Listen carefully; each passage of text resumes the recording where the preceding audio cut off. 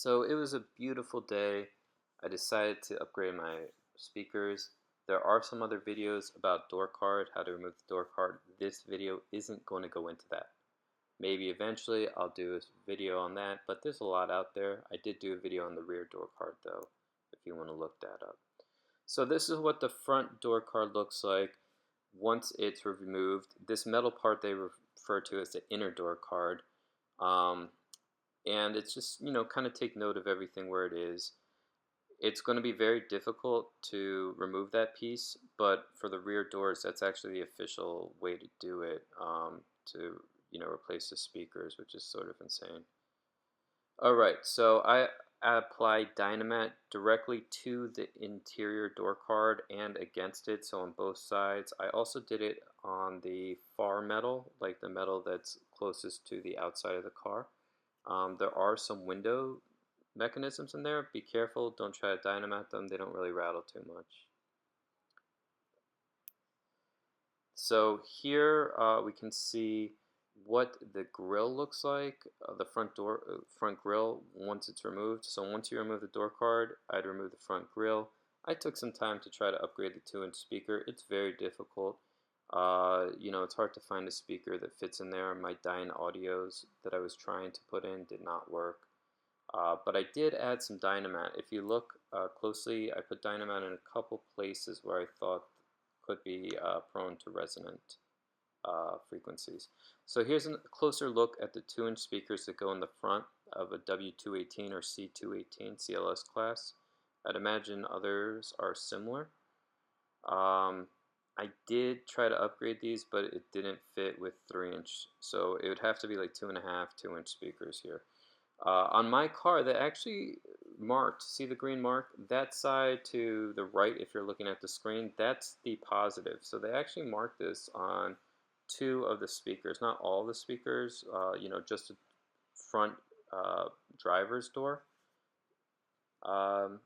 So here again is the back of the grill. I applied some Dynamat directly to that too. And then I also strengthened up the clips a little and just made sure that any areas that could be rattle prone or are rattling, or when some bass notes hits it, that they, resonant frequency type of resonance, harmonic resonance that, can keep unwanted noise. I just tried to get rid of that. So here you can see where the 2-inch speaker goes, 2.5-inch speaker. I put some Dynamat around it. You can kind of see how I mounted that, and I added Dynamat strategically in here.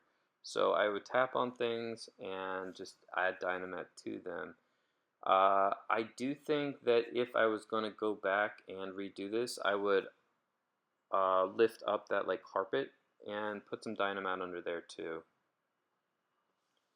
Alright, so here's the stock speaker and its stock location. They're not the worst speakers I've ever seen OEM, but they're not great speakers either. So upgrading these speakers really helps because they're actually referred to as front woofers. Again, here is a mark that someone at Mercedes-Benz marked for me, so I could know which way was positive. Didn't have to do a 9-volt battery test on this. So it was really nice that they took the time out to do that, to think that, hey, this might be upgraded in the future, and did that. So I really appreciate Mercedes-Benz craftsmanship on here.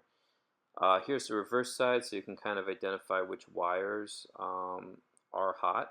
So on this side is going to be blue is hot, and then the striped is not hot. And I kind of remember that being true for the rest of the wires too. Not necessarily the colors, but the stripes aren't hot. But the rest of the speakers aren't marked. This speaker is. So the front driver's door in the US is marked. I don't know about how this is going to be in the rest of the world and for other cars because it looks hand marked, to be honest. But once you know which side is positive, the rest of the doors follow suit. Alright, so here you can see my my attempt to put in the Dynaudio midwoofer. I couldn't do that, it was too deep. So your midwoofer, I'm not your mids, not the midwoofers, but the mids, the 2-inch ones, you're going to have to get something thin too. Alright, here you can kind of compare the aftermarket Dynaudio speakers to the factory ones. and they just play really, really well because the front doors are like woofers, they call them. This speaker upgrade does a huge amount of improvement. I mean, just an insane amount of improvement by putting in speakers that really are more like woofers that really can handle lower volumes, lower frequency, high volumes. It just helps out a lot. I use some quick connectors, I believe. Maybe like twist ties. Yeah, twist ties to the left, and I kind of tape them up a little. Um, yeah, just kind of take a look at how I dynamated the area around the woofer because that's going to be most prone to distortion. However, I had to redo this because you can actually push this too far. So maybe one level of Dynamat, that's it. Alright guys, I hope you enjoyed this video. I would definitely upgrade the front woofers and add Dynamat.